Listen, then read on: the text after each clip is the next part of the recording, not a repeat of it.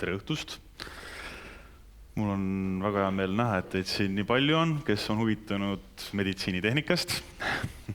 Või vähemalt, kui te ei ole huvitunud meditsiinitehnikast, siis äkki te olete valmis, et te huvitute võib-olla meditsiinitehnikast. Käsi püsti, kes oli eelmisel korral ka kuulamas siin? Okei, 1, 2, 3, 4, 5, okei, aitäh! Võib-olla ma sel korral jõuan lõpuni ka oma ettekandega, mul jäi eelmine kord natuke poolikuks. Aga olen siis Kristjan Pilt, olen Tallinna Tehnikaülikoolist, Tervisetehnoloogiate Instituudist ja ma räägin teile mõnedest mõjutajatest, mida ma vähemalt arvan, kes mind on mõjutanud või mis mind on mõjutanud. Kõigepealt ma alustan siit vasakult poolt. Võib-olla te teate seda seriaali, võib-olla olete sellest seriaalist kunagi ammu kuulnud, võib-olla olete seda seriaali näinud, et oli tegemist, eesti keeles oli siis seriaali nimi oli Imemees, inglise keeles siis MacGyver ja see oli siis selline tore tüüp, kes siis tuli toime väga erinevates, väga kriitilistes olukordades ja kus ta siis rakendas nendest kriitilistest ja keerulistest olukordadest välja tulemiseks teadmisi füüsikas ja keemias. Ta oli selline Ameerika agent, kes siis saadeti erinevatel missioonidele ja sattus siis keerulistesse olukordadesse. Väiksena mulle see oli väga suureks inspiratsiooniks, et et ma tahaks ka seda pauku teha või seda pommi teha või seda lõksu teha. Tõepoolest, 5-6 aasta see ikka avaldas muljet küll. Ja siis ma mõtlesin, et väga hea, kui ma tulevikus hakkan keemiat füüsikat õppima, siis ma võib-olla saan ju samasuguseks vennaks, eks ole. MacGyverit minust ei saanud. Aga see oli kindlasti üheks tõukeks, miks ma võib-olla kuskil põhikoolis mõtlesin, et kunagi oli niisugune seriaal, keemia, füüsika, võib-olla tasub natukene lähemalt uurimist, mis asi see on. Siis siin keskel on üks trükkplaat. Mu isa oli lõpetanud Tallinna Tehnikaülikooli automaatika erialal ja ta tegeles elektroonikaga ja mina vaatasin ka nina üle laua kodus, kuidas tema elektroonikaga tegeleb. Ja sealt kindlasti tekkis minupoolne huvi tehnika ja ka elektroonika vastu, kuidas neid skeeme tehakse, kuidas neid kokku pannakse. Ja kolmas mõjutaja, ma arvan, on minu algkool. Ma käisin kuni 5. klassini, käisin Tallinna Muusikakeskkoolis, õppisin pilli mängima ja ma arvan, et sealt on võib-olla tulnud natukene sellist loovat mõtlemist minu jaoks. Ehk siis need on sellised kolm mõjutajat. Nüüd, kui aeg läks edasi, ma läksin loomulikult põhikooli ja põhikoolis tekkis siis veel üks moment, mis mind on natukene mõjutanud. Ma sattusin 9. klassis, oli vaja taskuraha teenida ja ma sain tööle haiglasse, ma hakkasin destilleeritud vett tegema. Väga põnev oli esimene päev. Lasin vett anumatesse, kõik täis, korkisin ära, kirjutasin sildi peale, kärusse, laialevedu uuesti täis ja niimoodi terve päev, 9-st 2-ni. Esimene päev oli lõbus, teine päev oli enam-vähem ja kolmandal päeval ma sain aru, liinitöö ei ole minu jaoks. Et ma tõesti seda ma ei taha teha enam tulevikus. Ja seetõttu, ma ei räägi seda, et liinitöö halb oleks, selles mõttes on inimesi, kellele see väga sobib, lihtsalt minule. Mina sain enda jaoks aru, et mulle ei meeldi ühesuguse tegevuse tegemine, et ma tahaksin, et see oleks vahelduv. Siis läks aega veel edasi, ma läksin keskkooli, Tallinna Saksa Gümnaasium, praegu kunagine Tallinna 54. keskkool. Ja ilmselt ma olin siis samasuguses situatsioonis, nagu teie võib-olla praegu olete, et okei, keskkool, 12 aastat on õpitud, mida ma nüüd edasi hakkan tegema. Et see oli alguses oli see päris keeruline, mingisugused suunad olid mul selged, et mulle meeldis sellel ajal keemia, füüsika. Füüsika oli väga põnev, mul oli ilmselt hea õpetaja, võib-olla sellepärast. Ja mulle meeldis ka geograafia ja bioloogia. Ja siis ma vaatasin, et kuhu kohta siis edasi minna, et kus kohas ma saaksin siis oma teadmisi nagu rakendada, mis mul on. Ja ma vaatasin Tallinna Tehnikaülikooli poole. Teised variandid, kusjuures, mida ma mõtlesin, et oleks tahtnud kirurgiks saada, sellepärast, et seal toimus pidevalt action ja mulle bioloogia meeldis. et ikkagi adrenaliin on üleval, lõikad ka nagu süsteem, nagu elektroonika, eks ole, torud, voolikud, juhtmed jooksevad ja nii edasi, aga see mul läks riiklike eksamitega läks natuke nihu ja selles mõttes see läks mul laualt maha. Aga kus ma lõpetasin? Ma lõpetasin siis Tallinna Tehnikaülikoolis, kuna mul läksid nihu riiklikud eksamid, siis ma sattusin õppima kõigepealt, ma tahtsin minna õppima elektroonikat ja biomeditsiinitehnikat. Täiesti juhuslikult oli selline õppekava olemas, esialgu ma vaatasin, ma tahan elektroonikat õppima minna, biomeditsiinitehnikas ma siis veel ei teadnud midagi. Aga mulle ebaõnnestusid mõned eksamid ja ma läksin tehnilist füüsikat õppima. Sellepärast lihtsalt see oli selline eriala, mida keegi väga ei tahtnud õppima minna ja seal oli piisavalt palju kohti, kuhu sai sisse. Aga ma sain sealt väga hea füüsika põhja ja matemaatika põhja, mis mul aitas siis järgmisel aastal, aasta hiljem, minna edasi õppima elektroonikat ja biomeditsiinitehnikat. Ehk ma sain selle, mida ma tahtsin. Ja ma soovin teile edu selle otsuse tegemisel. Mina oma otsust hetkel vähemalt ei kahetse, et ma selle otsuse tegin ja seda suunda läksin. Aga kindlasti mõelge, kuhu te edasi õppima lähete. Mina soovitan, käituge oma tunde järgi. Nii. Nüüd ma räägin sellest, mis siis hakkab pihta, kui te ülikooli lähete, või mis on võimalused. Ma slaidi pealkirjaga ma ei taha teid kutsuda üles mingiteks hullusteks või siis nagu Florian Vaali ühe laulu viimane sõna ütleb, et pane hullu ja ära vaata tagasi. Et ärge mitte seda tehke, aga heas mõttes, et astuge oma mugavustsoonist võib-olla välja. Või tähendab, mina astusin oma mugavustsoonist välja, ma soovitan teil ka tegelikult seda teha. Ja mis selleks mul ajendiks oli see, et ma läksin õppima siis, ma läksin ülikooli õppima ja ma astusin tudengiorganisatsiooni, mille nimetus oli BEST. See oli siis Euroopa selline väike organisatsiooni osake, mis Eestis ka tegutseb. See on pika nimetuseks on Board of European Students of Technology, ehk siis Euroopa tudengeid koondav selline tudengiorganisatsioon ja nende tudengiorganisatsiooni põhiliseks eesmärgiks on korraldada siis suvekursusi erinevates riikides ja siis tänu sellele avanes ka minul minna näiteks Belgiasse ühele suvekursusele. Suvekursus koosnes siis akadeemilisest poolest kui ka siis õhtusest sotsiaalsest programmist, mis käis ikkagi igal õhtul. Ja ma sain väga häid kogemusi sellest tudengiorganisatsioonist, sellepärast et ma sain suhelda enda sugustega ja põhiline eesmärk, miks ma sinna muidugi sellel hetkel läksin, oli see, et ma sain reisida. Sellepärast, et sellel ajal, kui mina ülikoolis käisin, oli 2000 ma astusin ülikooli, siis sellel ajal oli reisimine vau asi, et sa lähed välismaale. Et ma olin selle aja peale käinud Stockholmis 2 korda ja vist Helsingis olin 1 korra jõudnud käia. Et minu jaoks oli nagu Euroopa valla, et nüüd hakka ka reisima. Ja mis oli veel väga tore selle organisatsiooni puhul oli see, et kui sa läksid suvekursusele, siis kõik oli organiseeritud, sa pidi lihtsalt maksma kinni oma reisi sinna koha peal. Ehk siis, kui teil võimalus on, siis kasutage võimalusi, mis teil tekivad. Ma olen päris kindel. Tegin ka bändi ja ka sinna kulus väga palju aega, kahtlemata ka võib-olla aega, mis oleks võinud kuluda sellele ajal õppimisele, aga ma ei kahetse midagi. Et sai palju huvitavaid kogemusi ja huvitavaid tutvusi.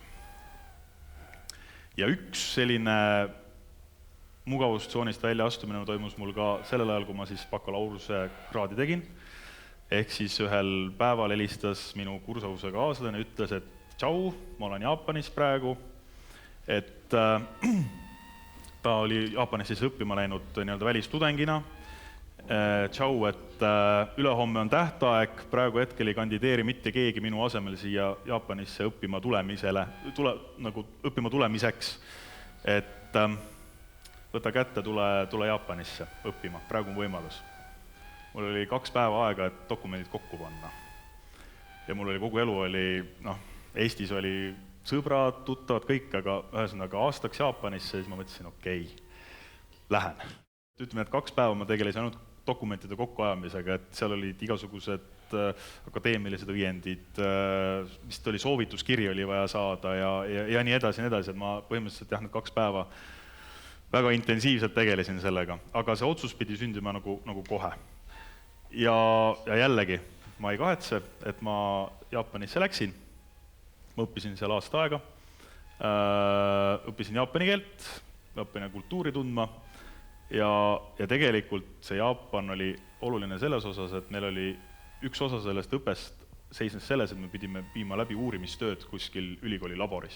Mitte kuskil ülikooli laboris, aga selle ülikooli mingisuguses laboris.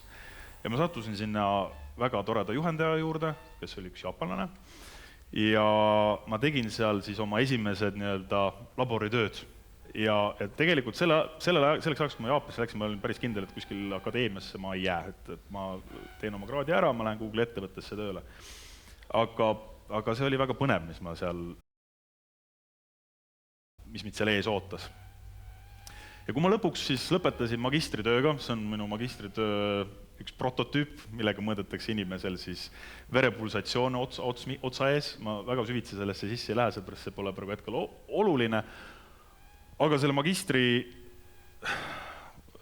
lõpus, siis magistritöö lõpetades, magistri õpingute lõpus, ma tundsin, et ma olen ikkagi ilgelt palju vaeva näinud, et siiamaani nagu rühkinud. Ja ma ei tundnud, et ma tahaksin minna kuhugile väga kitsasse valdkonda tööle, kus ma teen mingisugust teatud asja, võib-olla variatsioonidega, aga põhimõtteliselt ikkagi suhteliselt piiratud. Ja seetõttu ma otsustasin, et ei, ma tahan rakendada kõiki oma teadmisi ja oskusi ja ma nägin, et mul on ülikoolis võimalik seda teha, sellepärast, et ülikoolis pidevalt me hangime uusi teadmisi ja me peame, ühesõnaga, teeme uusi asju ja saame pidevalt uut infot peale ja see mulle väga meeldis. Ma astusin doktorantuuri pärast magistrantuuri. Ma käisin doktorantuuri all, käisin ka välisõppes Rootsis. Jälle astusin natukene mugavustsoonist välja. Ja seal oli mul väga tore õppejõud. Muu hulgas ta õpetas mulle natukene biooptikat, et kuidas kasutada siis valgust inimese siis ka erinevate parameetrite mõõtmiseks. Aga muu hulgas ta õpetas mind ka väga hästi konstruktiivselt mõtlema. Minu doktoritöö käis siis ühe optilise meetodi kohta, millega oleks siis võimalik hinnata inimeste arterite seisukorda väga lihtsasti ja siis tuvastada need varajased muutused inimeste arterites enne seda, kui meie arterid muutuvad sellisteks, ehk siis lupjunuteks. Ehk siis, te olete praegu noored, minu vanus, mina olen juba natuke üle 40 ja minu vanuses tegelikult võivad juba muutused toimuda nendes arterites. Ja need arterite esmased muutused näevad sellised välja, et see arter läheb põletikuliseks. Kui teil kurk on põletikus, kas te siis tunnete, et kurk on valus? Okei. Aga vaadake, kui meil arterid lähevad põletikku, siis me seda ei tunne. Me ei tunne, et on valus, eks ole. Me hakkame siis tundma, kui süda hakkab lööke vahele jätma või siis tekib südame puudulikkus. Ehk siis see on see etapp, kus meil on juba need arterite põletiku tõttu on juba tekkinud lupjumine arteritesse ja siis hakkab meil hoopis, kuna südamel on niivõrd keeruline verd arteritesse pumbata, siis hakkab süda ära väsima meil. Ehk siis see ateroskleroos on siis selle haiguse nimi, mis siis meid hakkab üks hetk kummitama, võib hakata kummitama, sõltub muidugi meie, kuidas nüüd öelda, elu, inglise keeles lifestyle, eesti keeles elustiilist just, väga hea. Mida me teeme igapäevaselt, mida me sööme, kui palju me liigume ja nii edasi. Et see sõltub sellest, aga nüüd kui meil elustiil ei ole kõige parem, siis oleks vaja võib-olla meetodid, millega me suudaksime selle arterite muutused võimalikult varases staadiumis kätte saada. Ja selleks ma siis töötasin välja ühe optilise meetodi ja väikese tarkvara algoritmi sinna juurde, millega me siis saime registreerida kõigepealt pulsilainet. Norras on kalafarmid, kui te olete kuulnud, on sellised plastist rõngad on mere peal ja kalamehed käivad neid hooldamas seal, nende rõngaste peal. Ja seal on probleem sellega, et nende kalameestega juhtub väga tihti õnnetusi seal, eks nad kukuvad sealt, libastuvad, kukuvad ette ja siis ei suudeta neid näiteks pimedas üles leida sealt veest. Ja siis oli ka küsimus, et kas me suudaksime nendelt kukkuvatelt kalameestelt seda kukkumise momenti leida, üles see moment, millal nad vette kukuvad, siis saata GPS-signaal või GPS-koordinaadid välja ja et teataks siis, kus kohas see kukkumine toimus, et me suudaksime siis selle inimese võimalikult kiirelt üles leida. Ja me töötasime siis välja sellise kiirendusandurite signaalide põhjal ühe sellise masinõppe algoritmi, mis siis peaks tuvastama inimese tegevusi ja samuti ka selle, kui inimene kukub. Me jõudsime sellega päris kaugele, nagu näete, ja tegelikult see tuvastamine, see, milliseid liigutusi inimene teeb, et selle jaoks me siis viisime sarnaseid katseid, jooksmist ja kõndimist ja meil oli tegelikult ka hüppamine, jalgrattasõit ja nii edasi, me viisime läbi selle umbes 50 inimesel. Nad tegid 50 erinevat inimest, kelle peal me pidime võtma üles need kõnnimustrid, me pidime üles võtma hüppamise mustrid, jooksmise mustrid ja siis söötma selle masinõppe algoritmi, mis siis tegi meile masinõppe mudeli ja nüüd te nägite seda sama masinõppe mudelit siis meil siin töötamas. Siin on kiirendussignaal, ehk siis kui me võtame ühe keha, mis on, eks ole, paigal, siis sellele kehale mõjub meil gravitatsioon, ehk siis kiirendus, eks ole, raskuskiirendus, mis on 1G. Nüüd, kui ma lasen sellel kehal kukkuda, siis tekib, eks ole ju, gravitatsioonikiirendus, mis on väiksem kui 1G, ehk siis see 9,8. Ja nüüd, kui see asi kukub mul vastu maad, siis toimub niisugune põrge, eks ole, ehk siis toimub väga suur objekti kiirendus, eks ole, läheb väga suureks ja lendab vastu maad ja siis jääb mingisugune 1G tasemele siis uuesti see kiirendus püsima sellel objektil. Ehk siis tegelikult, kuidas see kukkumise algoritm toimis, oli lihtsalt see, et me tuvastasime masinõppe abil siis erinevad iseäralikud muutused selles signaalis, ehk siis oli etapp, kus kohas on vaba langemine, on etapp, kus kohas on mats ja maaühendus ja siis on mingisugune osa, kus kohas siis toimub selline stabiliseerumine, ehk siis selle järgi me tuvastasime selle, et tegemist on tõepoolest kukkumisega, mitte mingisuguse muu tegevusega, seepärast, et kui me hüppame, siis võib ka midagi väga sarnast siin tulla ja meil võib see andur või siis see moodul võib meil vale infot tegelikult anda. Me uurisime seda, et kuidas inimene linnas ennast tunneb ja vaatasime siis erinevaid füsioloogilisi signaale inimeselt. Ja see, mida me inimesed vaatasime, oli siis põhimõtteliselt inimese stressireaktsioon. Et kui inimene istub ühes linnakeskkonnas maha, vaatab ja siis me vaatab ümbrust, siis erinevas linnapunktis me võib-olla ise ei tunneta hästi, et millises punktis me ennast paremini tunneme, milles kehvemini. Ja siis me selleks siis registreerisime väga erinevaid füsioloogilisi signaale ja viisime siis inimesed Narvas erinevatesse linnapunktidesse ja vaatasime, mis on siis nende reaktsioonid. Ja leidsime siis uuringu tulemusena, et vähemalt et meie puhul oli see, et inimene vajab väga, kuidas öelda, vaheldusrikast linnaruumi, et on vaja nii puid, aga on vaja ka poode ja nii edasi, ühesõnaga kui võiks alguses arvata, et inimesel oleks hea, kui oleks kõrghaljastust palju.